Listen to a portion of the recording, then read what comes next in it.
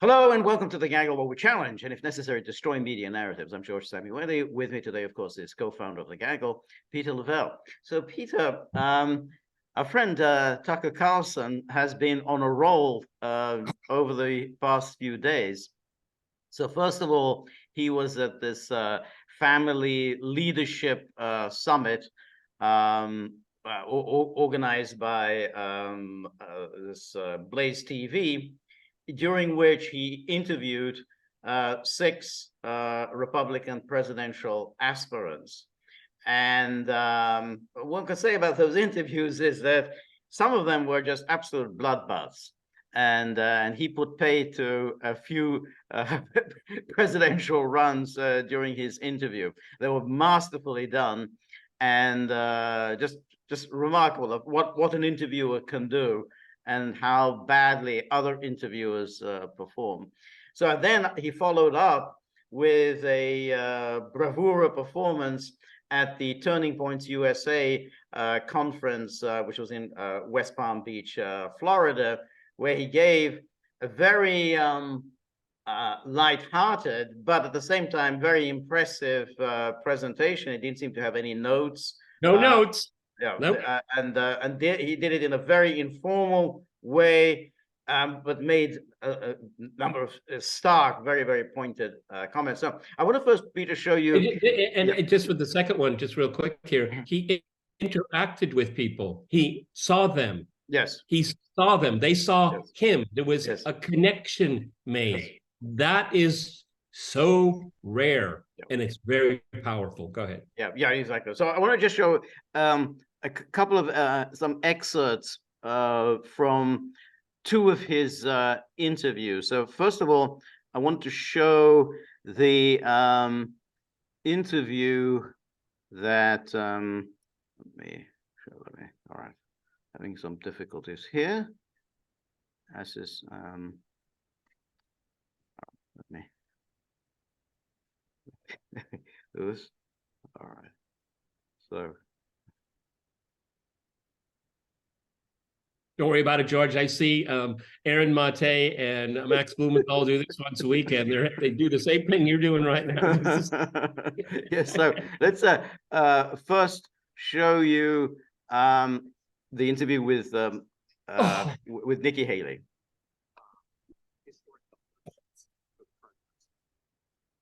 81 million votes. 15 million more than Barack Obama. Twice the population of New York City more than Barack Obama. What do you think of that? In terms of Biden? Yeah. 81 million votes. They are saying that Joe Biden got 81 million votes. And my question is, do you accept that? And second, how do you think he did that?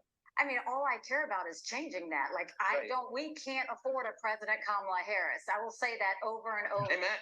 And we have to do everything we can. He's acting like Kamala Harris. But as a mechanical question, it's not a trick question. It's just like the mechanics of it, something you're thinking about since you're running. I don't think anyone would say Joe Biden was a great candidate. No. Didn't campaign. He didn't campaign at all. He was not a figure who commanded respect among Democrats. They made fun of him. I'm not attacking the guy, but that's true. Right. Nobody in Washington said, I want my kid to grow up to be Joe Biden. Yeah. And yet, at the end, he's got 81 million votes. 15 million more than Barack Obama, who, whatever you think of him, was a very talented politician, and I think smart. So, like, how did he do that? And what can we learn from that? Well, what you can learn from it is what we did in South Carolina. I said in South Carolina, if you've got to show picture ID to buy Sudafed, if you've got to show picture ID to get on a plane, you should have to show picture ID to protect the integrity of the election process. So, and we have to make sure election integrity is something we don't ever stop. You have to continue over and over. We've had some states who've done some great things and they've put voter ID in place, and that's been great. We still have some other states who haven't done anything, and we need to make sure we're doing what we're supposed to. I mean, we saw during COVID, a lot of secretaries of state changed rules without getting state legislative support. We saw a lot of that happening. We saw a lot of mail-out balloting. We've got to make sure we continue to fight to make sure we have integrity in the election process. Because I saw at the United Nations, when you have your people lose faith in an election system. So how did he get 81 million votes? Well, Nikki? that's exactly that's she's amazing and not answering the question. I agree with about election integrity. So are you suggesting that last election, it sounds like you're saying you don't think it was on the level? Are you talking about the presidential? That's correct. The presidential. No, I mean, I think we all know that there were irregularities in there and that there were some issues that happened. We know that. And what are you doing about it? Why aren't you talking about it? Change the results of the election? No, I mean, I think President Biden ended up winning the election, but I think at the end of the day, it showed we've got a lot of work to do in terms of election integrity. Oh, George, leave her alone. Yes. You All right. restrict that? Well, that's all right. So let's then let's do the one that was really spectacular, which was his interview with Mike George, Pence. before we get started, so I think Okay. we can put it. Okay, let me. Okay. Yes. So as a result, we just put a big X on Nikki Haley. Right now, we move forward. Right. Yes, that's right. But just to finish up on well, we'll talk more about her. But what was striking, what was striking though, is she stubbornly did not answer his question. Then she talked about all the election irregularities, blah blah blah, and said, "Oh, but Biden won legitimately."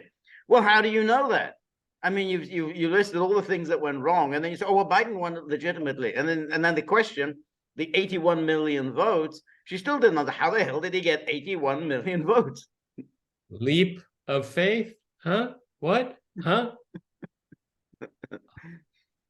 She acquitted herself as exactly as we would have expected. Okay. Exactly.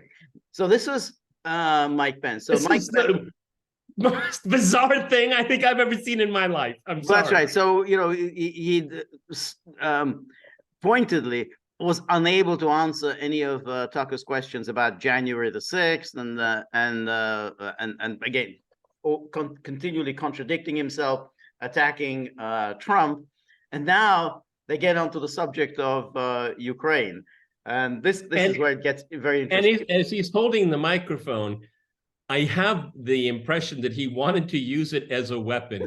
The chemistry here is zero. The hostility is intense. Yes, really intense. I don't think I've never seen this kind of intensity before in my life. Yes. But I think the hostility was coming from Pence. Yes, of course, all of it. Well, not all of it, most of it. Yeah. Well, exactly. Yeah, exactly.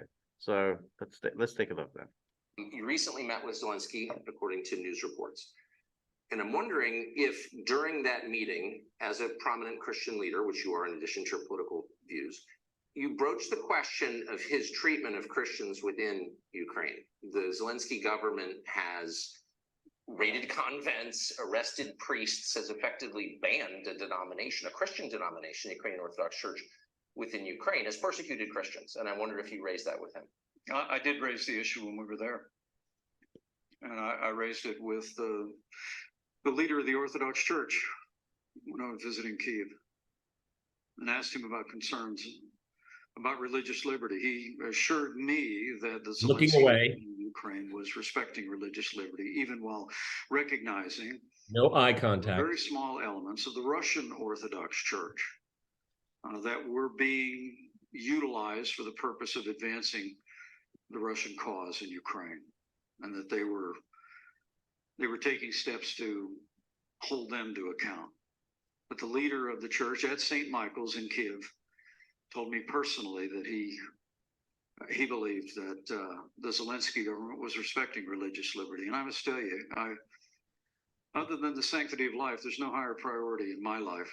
Right. Preserving the freedom of religion in America and championing religious liberty around the world. I'm confused.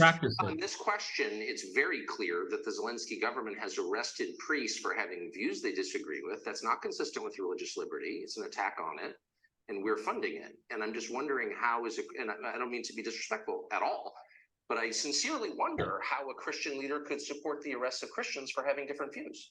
Well, what I can tell you is I asked the Christian leader in Kiev if that was in fact happening, and he assured me that it was not. People were not being persecuted for their religious beliefs.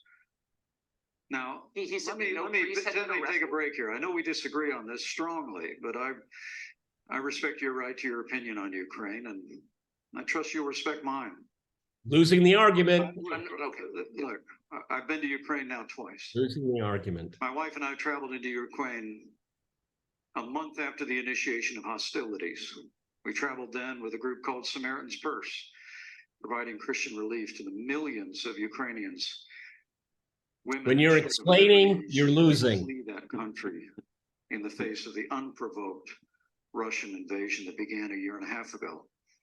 I did return, took an 11-hour train ride into Kiev, also again with Samaritan's Purse. We not only met with government leaders, but we met with Christian relief workers. We're literally rebuilding homes of people in small towns, little hamlets that a year ago were being shelled by Russian tanks, while the people in that community were just sitting in their homes.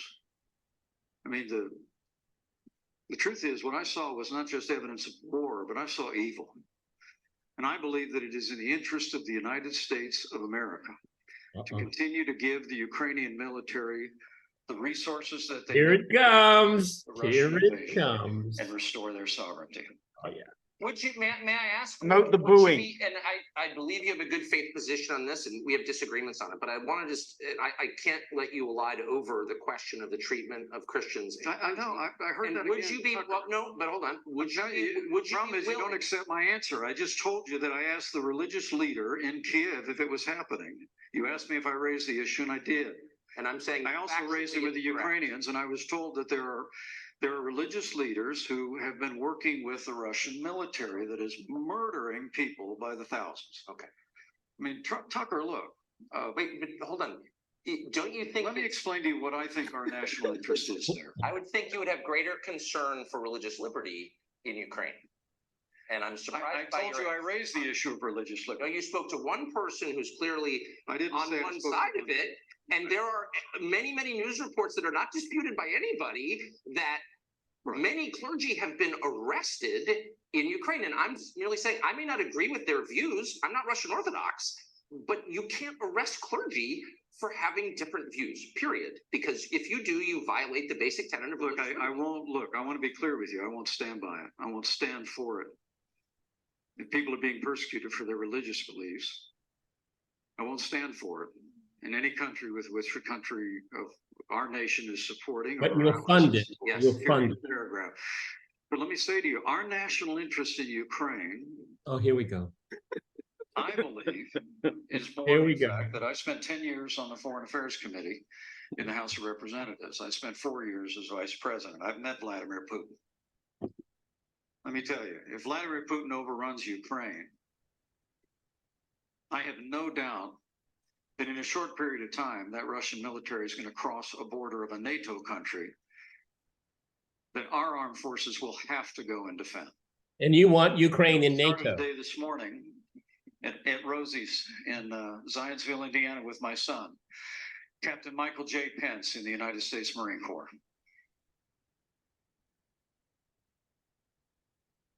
My son's a fighter pilot. My son-in-law is a Navy fighter pilot. And I'll tell you what, I never want to see American armed forces in Ukraine. I want to give the Ukrainian military what they need to fight and repel the Russian invasion. I think we need to stop them there so that our men and women in uniform are never called upon to stop that Russian military when they cross a border that we would have to defend. So you would oppose Ukraine entering NATO? Because that would, of course, immediately require us to go to war with Russia, which you oppose. I said very clearly that Ukrainian entrance into NATO should depend on when the war is over. And I made that clear with President Zelensky that that was my view. And what I understood in speaking with him was he understood that it needed to be conditional. If we were to allow Ukraine to join NATO today, then the obligations of the NATO Treaty on Mutual Defense would initiate immediately, and we'd be pulled into a conflict. I don't want that to happen. But I do believe that after the war is won and over, that welcoming Ukraine into NATO, embracing them with open arms in the West is in the interest of our security and of our nation in the long term. No.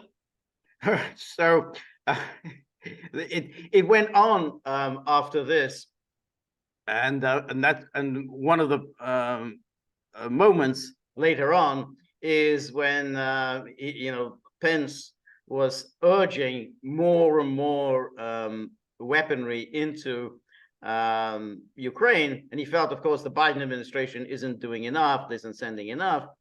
And then Tucker exasperatedly said, "Well, it's very strange. We've got these terrible things that are going on in America, and you seemed, you're more concerned about what's going on in Ukraine than you are with any concern of what's going on in America." And he said, "That's not my concern." And that was stunning. And of course, that's been He said it twice. Yeah, he said it twice. That's right. It wasn't a slip of the tongue. Yeah, he said it twice. That's right. That's right. Yeah, and then at the end, I don't know whether you noticed, Peter, that when they shake hands in an amicable way, in the end, Tucker kind of shakes his head and sort of, wow, that was a real, howler of an interview by Pence. I mean, he was like shook his head in disbelief by what Pence had done. In disbelief, because you had a former vice president running for the presidency of the United States in the Republican Party in real time sign his own political obituary. Yes. It's not my concern. That's going to be, see, the thing is that, yeah, Pence is done. Okay, he's done. But it doesn't really matter because he's like polling at 3%. Okay. Yeah. But what we saw on display was a real interview, something that almost never happens on cable TV, almost never. And so it was very transparent. Tucker was very restrained and very polite. Okay. You can't say he was like crystal ball bullying. No. I mean, it was a masterful performance, because you have to say that requires a lot of skill, because you're asking probing questions while being very polite and very amiable. Not just, but it was very amiable, very friendly, and of course that's the most effective way of actually getting somebody to make damaging admissions. I mean, the best trial lawyers use that tactic, I'm on your side, we're just friends talking here, and then he so he was, I think Pence, he's not going to get 0.0, and he's not going to get any votes. No one's going to vote for him. I mean, it just cannot happen. I think that he's done. I think Nikki Haley's done. I think I didn't play with Asa Hutchinson. It was also disaster. that was just such self-inflicted embarrassment. I mean, what was he even doing on the stage? Everybody knew he was going to be asked that. Okay, and he wasn't prepared. I mean, he just muddled his way through. It was excruciating to watch. Right. Okay, that's so. Right. I mean, Tucker went bowling. That's what he did. He kept knocking the pins down. Now, a mild criticism is in order as well. I thought he was very, very soft on DeSantis. Okay. Yeah, I agree. I agree. But I think that was really, it was at the end of the evening. He may have been running it low on energy, so it could be that's what was. But DeSantis was.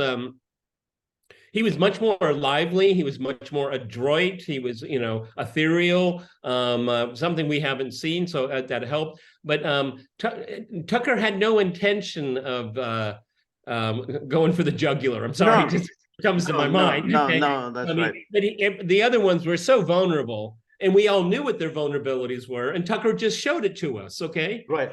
He may, I mean, I don't think he's supporting DeSantis, but he may have some sympathy for this. He may think, well, of all of these candidates, he's at least the best. And particularly on Ukraine, which I think is what Tucker really cares about most strongly now, that, he, after all, DeSantis did give him a halfway decent answer in the spring when he asked him about, he asked to fill in the questionnaire. He then, of course, backed away from that, and he did challenge DeSantis on that about why you backed away. And DeSantis lied, incidentally. The Tucker didn't press him up. He said because Tucker said, wait, and then you called Putin a war criminal. So no, I didn't say that. Well, actually, he did say that. So he's on the record. So he doesn't even, he's lied to say that he didn't call Putin a war criminal.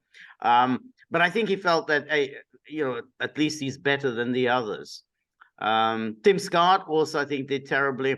But I think it's a real shame with Tim Scott, because Tim Scott is a political phenomenon in and of himself. I've watched him. Remember during the Georgia special Senate race, he was quite visible. He was very effective and a good retail politician, a very good retail. But foreign policy, it was, again, you really don't know much about what you're talking about. Right. Okay. But I don't know. I don't quite share your view on Tim Scott. To me, he's a one-trick pony. Hey, I've got this biography. I'm black. I have a very humble background. My grandfather experienced racism, and here I am. And he looks at me like he's running for the VP slot. I mean, that's his thing. Very likely, George. But I mean, as far as on stage effect and things like that, he's compared to the rest of them. Okay, you're right. He might be just a one-trick pony. You're absolutely right. Okay, and when I saw him with the Georgia Senate, he did grasp the issues, but foreign policy, he's just really out to lunch. He was really, I felt really embarrassed. I mean, here's a guy that I thought can walk the walk and talk the talk. He can't do it on. He can only do it on in a very narrow sense, and he showed himself to be very weak. Okay. Yeah, but that's in a way. Vivek, what did you think of Vivek? Well, I think Vivek did very well. Yeah, I do too. And I think, if I were to make a prediction now, I could say the way it's going to shape up in the primaries, it's going to be Trump versus Vivek. I don't think any of the others are going to. It's going to be a two-horse race, Trump and Vivek. I don't think it's going to be Trump and DeSantis. I think he's going to beat DeSantis. I think Vivek was able to again respond to the audience, and he was saying interesting things. He was saying, he's on the wavelength of where people are. Whereas all the rest of them, it's still warmed over Ronald Reagan. It's still Ronald Reagan, Ronald Reagan, Ronald Reagan. I mean, it's like, and this Republicans have been doing this for now 45 years. And you would have thought they would have learned, it worked in 1980. Hasn't worked for you since. And you still keep running on Ronald Reagan.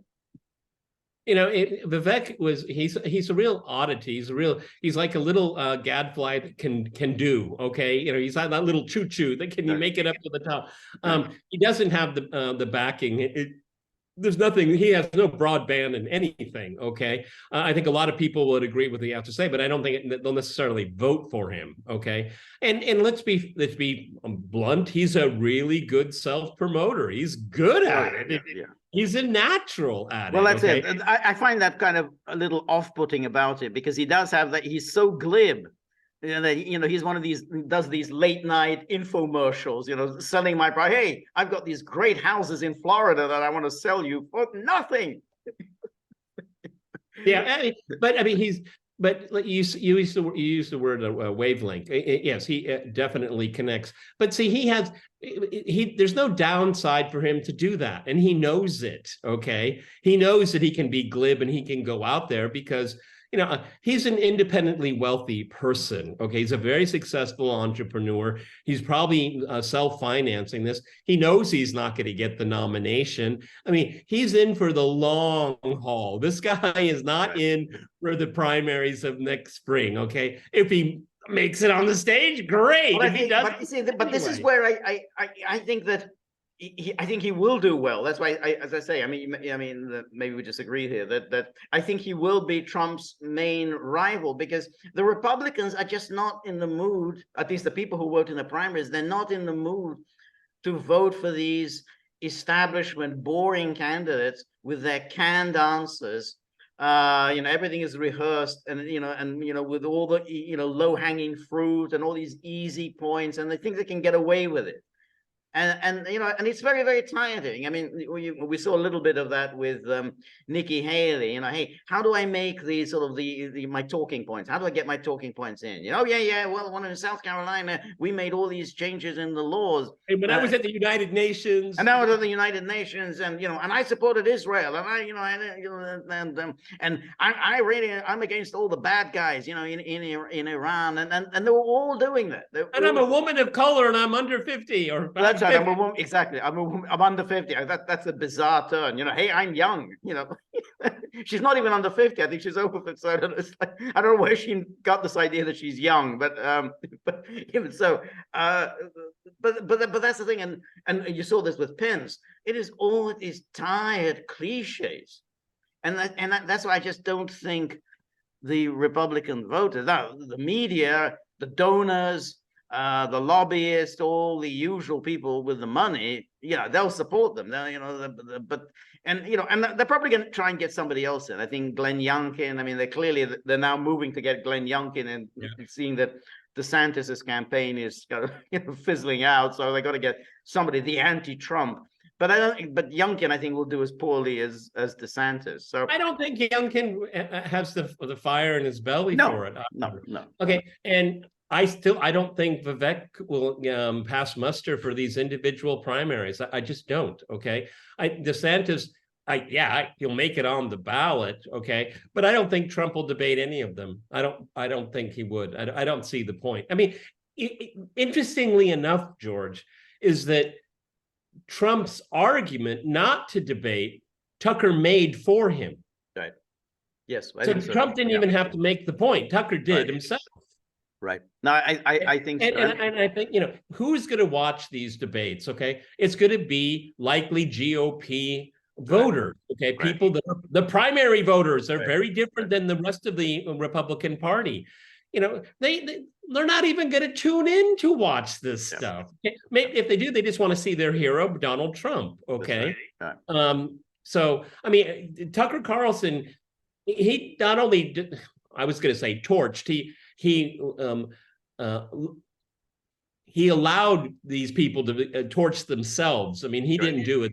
It was just self-destruction every step of the way. And I agree with you completely.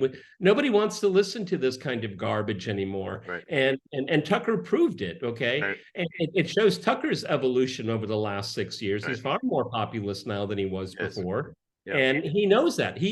But he understands the GOP base probably better than any other commentator out there by far right now. And you pointed out when he went to this gathering afterwards. I mean, he was like swimming in his own pond. I mean, these people, you know, there's such energy and connection. That is very rare in the Republican Party right now. Okay, and a few people can do it. Tucker can do it. Trump can do it.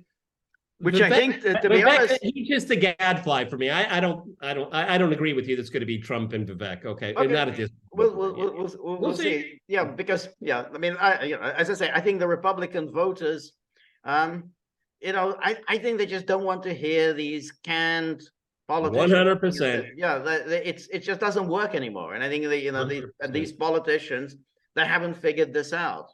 And that's why I think Vivek just is a fresh voice. You know, he's somebody, you know, is unusual, and I think that it'll be, hey, this guy is something different. But well, go ahead. No, I was going to change the subject, but if you well, I would just it popped in my head as I was watching the firing squad, as it were. I just thought, I know it'd be really weird, but what if Bobby Jr. showed up, and how would the crowd react to him? I don't think they would boo him, but I think they would be listening very intently. Okay, and I think they would have been respectful. Okay, Bobby's campaign has been very respectful to the right, to conservatives. He's not gone out of his way. Doesn't attack Trump. Doesn't attack Trump voters. Okay, I think he would mesmerize them without them necessarily agreeing with them. But it would have been very interesting if something like that had happened, because as we've just said here, you have this old trying to be Reagan all over again 40 years later, it doesn't work. The spell is broken. Sorry, Laura Ingraham, it doesn't exist anymore. It's No, okay? no. Men. Yeah, exactly. But speaking of Bobby Jr., I mean, there has been speculation that Trump could pull a real surprise and name Bobby as his running mate. Obviously it's a long shot, and I don't even know whether Bobby would agree to be his running mate. But a Bobby Jr. ticket, I mean, that's going to win. That's a guarantee of victory. And that's going to be really interesting. Well, I mean, let's do the math, everybody. Let's do the math. Okay, if as things stand now, Bobby up to 20%, depending on the poll. George and I don't trust polls very much. We have good reason to. You do too. Okay, but let's say 20%, and then Trump's got his 42%, his 40%. Yeah. Locked down. Yeah. George is the math guy, but I can do a little bit of addition. That's close to 60. Yeah, I think so. I think so. And without question, I think Bobby will take a substantial chunk of the Democrats with him. I mean, they will do it, just as Trump won over some of the Bernie Sanders voters. I mean, that was key for him in 2016, the Sanders vote. So that definitely. But what I was also going to say is that by Tucker's performance, I still think that 2028 he could well be one of the candidates. The adulation he received, that goes beyond anything, because he's a TV host and whatever.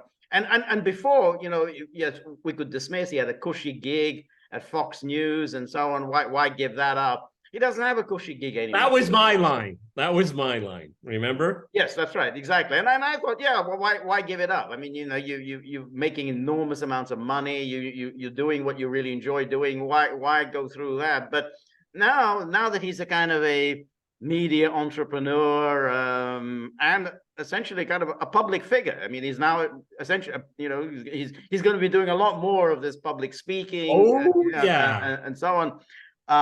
That's how you build your brand, when you do so much public speaking. So what Ronald Reagan did. You remember Ronald Reagan when he was at General Electric, candidate, he was doing all this public speaking on behalf of General Electric. That's how he built his brand to be a serious a political figure.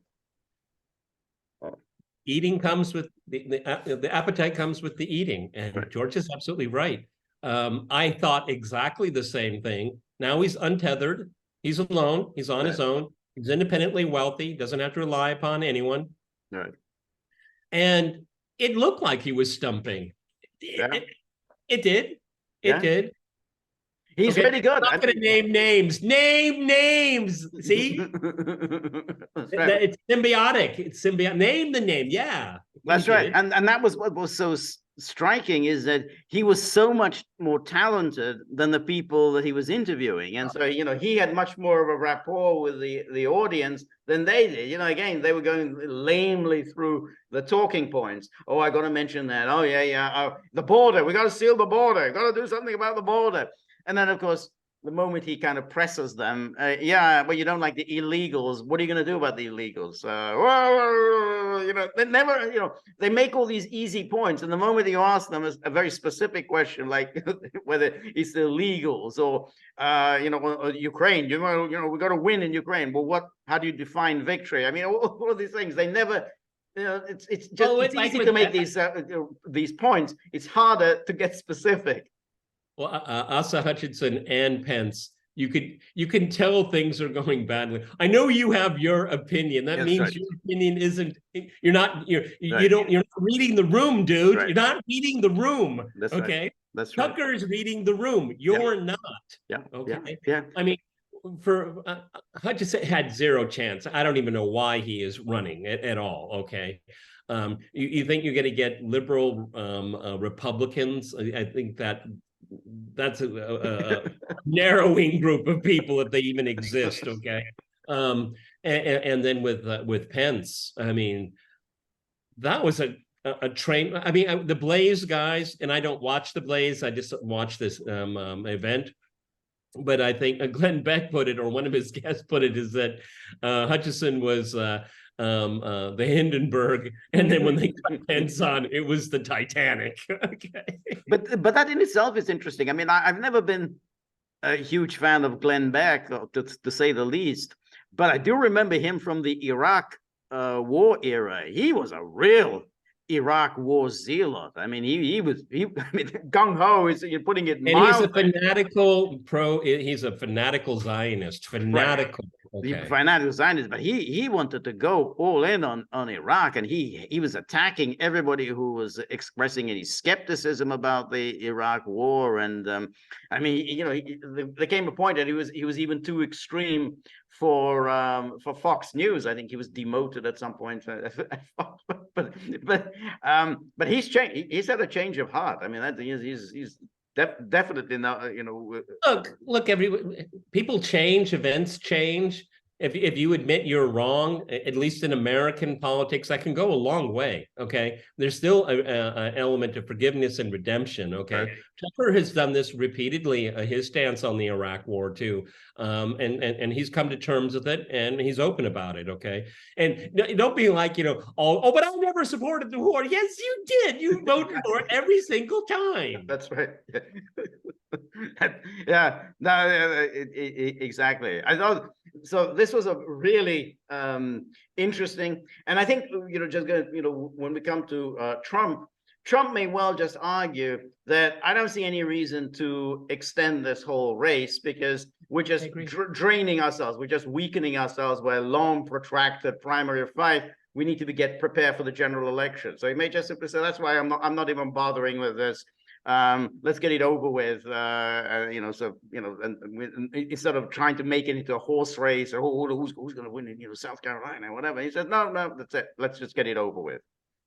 No, that's what Christie wants. What he wants to do is to bloody Trump every step of the way during the primary process. He's just obviously an out and out spoiler. I mean, he's a really I was going to say a really small man. He's a really small, fat man. Okay. Because this is, no, but it's true. I mean, this being an obstructionist here. Okay. That's not an agenda. Okay. That's a personal grudge. That's not an agenda. Okay. Exactly. I think primary voters are sick and tired of it. Okay. I absolutely agree. And really in politics, you know, whatever it is, you're supposed to, you know, it's the party, you know, that's where, you know, we have political parties. You have to accept you lost, you didn't get the support of the party, then you have to rally around whoever did get the support of the party. That's the way it's always worked. It's not for people's egos and, you know, in order to try to bloody somebody else that they hate or for personal reasons. Because with Christie, it's all personal. I mean, it's everything. Trump obviously is very resentful. Trump didn't offer him a job, and that's what it's really about. There's no other reason why he would have this personal animus towards him. Because Christie doesn't have principles. Okay, he's a good retail politician. He really is. Really good speaker, okay? But he's applying all of his talents in the wrong way, in the wrong direction, for the wrong reasons, okay? I've seen him over the years debate. He's very good. He actually prepped Trump for a debate once. Yes. So and I'm very curious, George, who drops out first? Well, that's very interesting, because if DeSantis continues, I mean, I agree with you. I think DeSantis did well. I think he acquitted himself. But he was allowed to do well. He was allowed to do that, but I think he would come out looking happy, feeling happy afterwards, because everything is. But nonetheless, he's firing his campaign staff, which is always a bad sign. Things aren't going well. But if he really, even early on, he realizes that, you know, New Hampshire, that there's no way that he can challenge Trump, I think he's going to drop out. I think because I think he'll think, hey, the longer I stay on, the more I'm going to damage my chances for 2028 and beyond. He's still a young man. Well, and plus, George, if he goes in for the long haul, Florida's going to have a primary, and if he's crushed in his own state, then 2028 is out of the question. Yeah, that's exactly that. Absolutely. And I remember when Marco Rubio in 2016 was crushed in the Florida primary, And then he said, I'm retiring from politics. I'm leaving. And it looked like he was going to do that. And then somebody persuaded him. No, you stick with it. But he was so distressed about the hammering he took in his own state. Well, the end of his career. The story I am told is that, Marco, you're going to never be president of the United States. Come to grips with that, but you'll be a power broker within the Republican Party. That means something, okay? You can be one, you can be, because he is genuinely popular in Florida, okay, all by himself. And so he could be a power broker within the party. And, that's, in a beauty contest, that's like second, third place, but still, you showed, okay. Right. I think he's an obnoxious little guy, and I hate him. Okay? I think he's just an obnoxious little snot. Okay. Yes. Yeah, I agree. I think it's also very interesting. I mean, it's the perennially fascinating aspect of American politics is the candidate who comes with a big treasure chest, all the endorsements, all the big donors and establishment. They're all behind you. And then you just fall like with a dull thud. I mean, a classic was, of course, Jeb Bush in 2016. But something similar happened with Elizabeth Warren in 2020. She also was thought to be, she's the Sanders, the acceptable face of Sanders. Exactly Sandersism without Sanders. So he wasn't the sort of crazy guy with the flaking white hair, the mittens. Yeah. And she, boom. Her campaign just collapsed almost immediately. Again, she just didn't have a message. She didn't really connect with anyone. She didn't really have any core support. Remember the beer thing? Yeah, exactly. Almost from the beginning with that beer. I gotta get me some beer. You want one, hon? Yeah, that's right. Yeah. Harvard professor. I gotta get me some beer. No, I mean, as far as authenticity, okay, DeSantis made it across the finish line. Okay, fine, but you know how I feel about him. I just there's. But it was amazing. I mean, even when you look back at 2022, his opponent was Charlie Crist, who's the sort of permanent kind of clown in Florida politics. I mean, he's been, I think, just like Florida's village idiot. Yeah, exactly. I mean, he's been running for office there since forever. I mean, he's belonged to every party. I mean, it's he's just the funny. So when you win against a weak opponent, you come across as remarkable. Oh God, you can't take him on. He's so strong. But it was a fluke, really. And in much the way that Obama. I mean, Obama's great. I mean, like Tucker said, oh, he's so great. Yeah, John McCain. Anybody could beat John McCain. I mean, get off the grass. That's right, exactly. John McCain, and then Romney. Everybody in the world hates Romney. I mean, like Richie Rich. I mean, of course he beat Romney. So it was not really any kind of a measure of his popularity. But what we saw with Tucker's performance, it was just par excellence, amazing. Yes. Is that the Republican Party is in a civil war with itself, with its leadership, and with the base. Okay, the base is highly motivated by only one candidate. Right. Okay, right, and also. This is a sea change. Trump's influence on American politics continues. Okay, if you like Trump or not, we're not here to discuss that. Okay, but his influence on the Republican Party, it's not a fluke. It's indelible now. It's indelible. Right. Okay. No. And there's a younger generation, Vivek, for example, that he's smart enough to. Yeah, this is how you do it. Okay. Right. Now, I don't think he has. The street cred, I don't think he certainly doesn't have the donors around him. He doesn't have a lot of things going for him. His personality and his authenticity, it's something. And what he wants to do, in my opinion, is that he wants to graft himself onto this new element of the party, and he wants to ride it. He's a lot younger than we are. Okay. Yeah. He's in it for the long haul, and he's looking for name recognition, and he's getting it. No, absolutely. And it is very interesting. I mean, the Republicans have always been, attuned to, changes in American politics. I mean, even back in the 1960s with Goldwater and then subsequently with Reagan.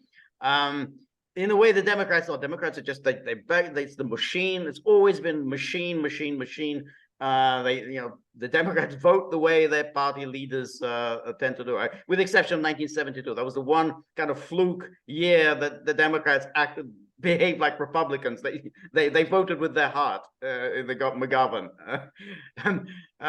But that's the thing, and I think and I think Tucker alluded to this in his a speech at the Turning Point conference, which is that these are people, these Republicans, they believe in democracy. Rachel Maddow, she doesn't believe in democracy. Chris Hayes, MSM, they don't care about that and democracy at all. But they really believe. They think, hey, we are nobodies. We don't have any money. We don't have any, connections or whatever, but we do believe in the principle of government accountability. We believe that elections are supposed to have integrity. We have to believe that when we vote, that counts for something.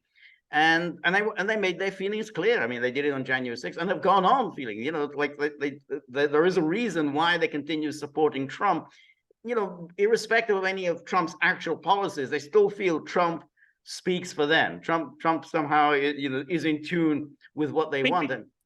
And also, just kind of the flip side of what George just said is that, and they know that the Rachel Maddows and the Chris Hayes don't speak for them, and they know that Biden doesn't speak for them. Right. See, we don't want to, give all the laurels to Trump, but because there's that flip side is that Trump is imperfect. He's an imperfect person, imperfect vessel for his message.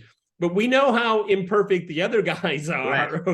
Because they do it with intentionality, and they're snarky about it, and they don't hide their snark. That's right. No, that's exactly right.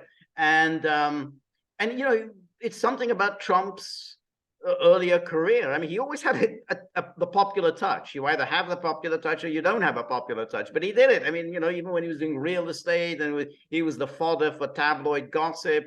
And he was in these Hollywood, light comedy films and stuff like that. Yeah. And then when he did these, he was a sports promoter. He hung around with Mike Tyson and Tiger Woods, and then look, he had that very successful TV show. Very hard to do, to have a big hit show on network TV, and have it number one for many, many years. He's pulled that off. So he's always had that, the popular touch. And I think that the public, the Republicans have really now got the taste for this. And so that's why when they listen to Pence, he's still stuck in 1980. It's like Ronald Reagan, Reagan. And but they're not, and they've moved on. And the Ukraine issue is so interesting, because that's why I think Tucker pressed it, is saying, well, why are we doing all this with Ukraine? I mean, here's the audience. They don't really care very much about it. I mean, that's just not their concern. And they Pence and the rest of them, they don't have an answer to that. They just simply, because they say, well, because that's so important. Like Mitch McConnell, cold, hard national interests. Well, what are they? Well, they can never explain what are these, but that's the thing. And I think that's what's so telling. I mean, when Pence made some suggestion there about Ukraine, we listened to, there was booing. There's booing when you're suggesting that's what really matters to you is Ukraine, and I think that's that these voters, say no, that is not what matters to us. Well, particularly so, the venue was his constituency, nominally speaking. That was his constituency. Right. It wasn't DeSantis, it wasn't Hutchinson, it wasn't Nikki Haley's. Okay, that was his. Yeah. It's as if you were being booed in your own living room. Yeah, that's right. Exactly. And he said the looks that he was giving Tucker, real hostility. But I remember that look. It was some meeting that he had with Putin. I can't remember. I think it was maybe the ASEAN meeting or APEC or one of those global conferences. And he was standing next to Putin, and Putin was talking. We don't know what Putin was saying. And Pence was just staring at him with this hatred. I mean, he was looking like, when, the boxers, stare at each other at the, when the referee's telling them, the rules are going, staring at, and that's what Pence was doing. He was just trying to stare at Putin with this hatred. Putin was obviously unimpressed by that, but it's like, why Pence thought that this is the appropriate, behavior. So yeah, but see, you've already said it a number of times today and in our past. It said, if you want to drag out the old template of Ronald Reagan, it just don't work anymore. Okay, no. We're not in a Cold War. We're not in an ideological struggle. Right. Okay, it doesn't work. Okay, right. And you keep trying to pull out. I was watching this on Twitter live, and I comment. I cookie cutter. That's what I wrote under Pence. Loser. Right. Okay. Yep. And I mean, I couldn't even keep up with all the messages because they were just going, and they're Right. all negative. Right. But before we close, I want to show you, Peter, the way that the New York Times covered this performance by Tucker, and so where are we? George reads the New York Times, so we don't. Exactly. Let me. Exactly, we can't, so it,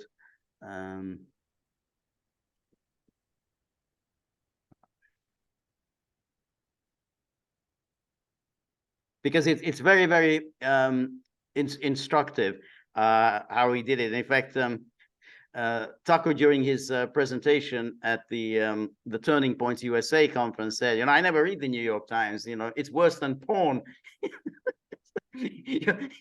You're filling your head with garbage.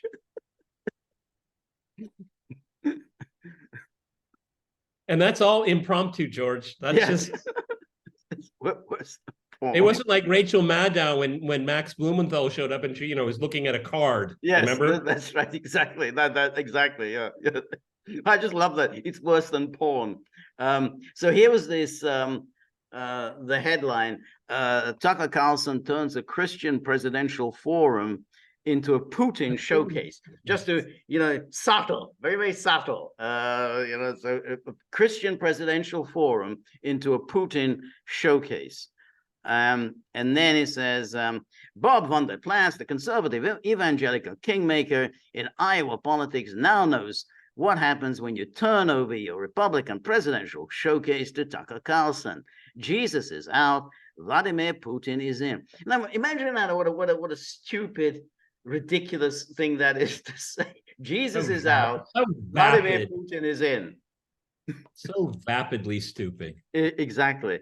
And then in the hands of Mr. Carlson, the former Fox News host, who was recently fired, Ukraine became the bad actor in the conflict, not Russia. The most heated exchange came when Mr. Carlson interviewed former Vice President Mike Pence before a packed auditorium. Mr. Pence was berating the Biden administration for being too slow to provide advanced weaponry to Ukraine. And Mr. Carlson interjected, to the delight of much of the audience, wait, I know you're running for president, but you are distressed that Ukrainians don't have enough American tanks. He asked in his trademark confrontational style. Confrontational. Yeah. Well, he was doing an interview. I mean, yeah, it was an interview. For good measure, Mr. Carlson called Ukraine an American client state. That's a terrible thing to say. What a horrible thing. Accused Ukraine's Jewish leader. Oh, wonderful. Of persecuting Christians, and strongly indicated Mr. Pence had been conned despite evidence to the contrary. Now, let's just look at this paragraph. Now, notice what they're doing here. Is that he accused Ukraine's Jewish leader of persecuting Christians. So the implication here is that Carlson is anti-Semitic. I mean, if you accuse a Jew of persecuting Christians, then that's what they're saying. Carlson was being anti-Semitic. It's an anti-Semitic trope. He was signaling anti-Semitism. And then he says he strongly indicated that Mr. Pence had been conned. I don't think he was saying Mr. Pence. I think he was basically, Pence doesn't give a damn about the issues he can.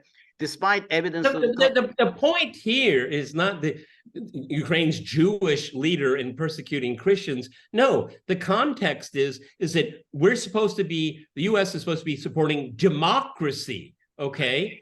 And basic human rights like That's freedom of expression, freedom of religion. That's what this context was. Of course it was. Who the hell wrote this nonsense? But that's what the New York, that's why they call it the New York Slimes, that they essentially slimed Carlson by suggesting that he was being anti-Semitic and was throwing anti-Semitic red meat to this Christian audience.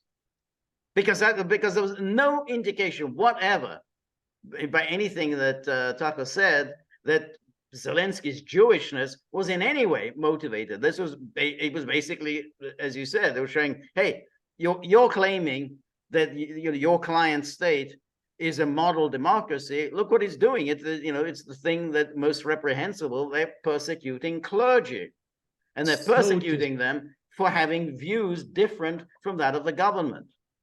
This is so dishonest. I mean, this is way over the top dishonest. Anyone watching that with just, nominal knowledge would never come to that conclusion. I mean, this guy went on a fishing expedition to write this tripe.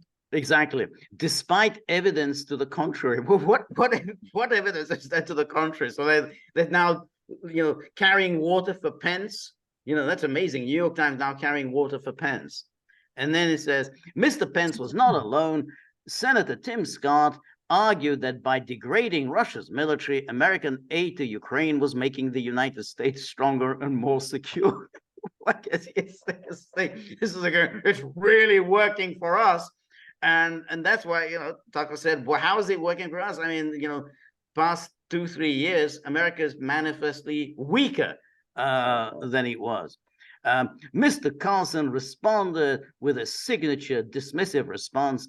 The total body count from Russia in the United States is right around 0. I don't know anyone who's been killed by Russia.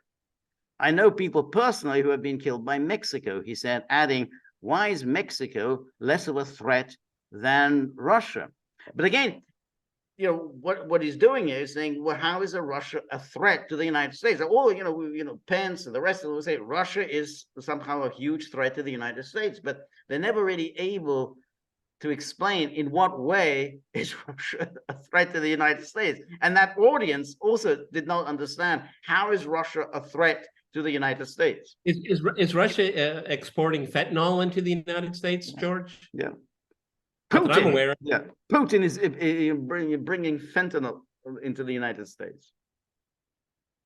And then I thought that was just an interesting how the New York Times does this this kind of thing. But so New York Times only has one go-to response to anything: racist, fascist, anti-Semitic. They don't have any other way of saying it. It'd be a good gig. Yeah. A good gig, George. You don't have to think hard. No. So they had the Putin. Yeah. It's obviously there as Putin's representative. Jesus is out, Putin is in. Yeah, that's cute. That's so cute. That's right. Exactly. So, but that's. But I mean, it's so telling. And again, when you think of the audiences that Tucker spoke over that 1 day and a half period, that's how the New York Times thinks of them. Mm-hmm. They disdain those audiences. Right. And you know what, George? Those audiences know the New York Times disdain. Right. That's okay. Right. That's exactly. At least it's clear. Okay. Yes. So to put a bow on all of this here, Tucker Carlson is vocalizing and giving stage time to what the base is thinking. And to be clear, all of the interviews that George and I have commented on, none of it had to do with Trump. Yeah. Okay. Had nothing to do with Trump per se, not directly. Indirectly, yes. Okay. Right. But it wasn't. He wasn't boosting anyone except for he kind of gave a softball to DeSantis. Okay, which I was not happy about. Okay, because I enjoyed everything else so much. Yeah. I mean, that's the kind of thing. Months from now, years from now, you're going to go and get a cold one from the refrigerator and watch that one. We're gonna watch I Pence. got to get me a beer. Yeah. Yeah. All right, everybody.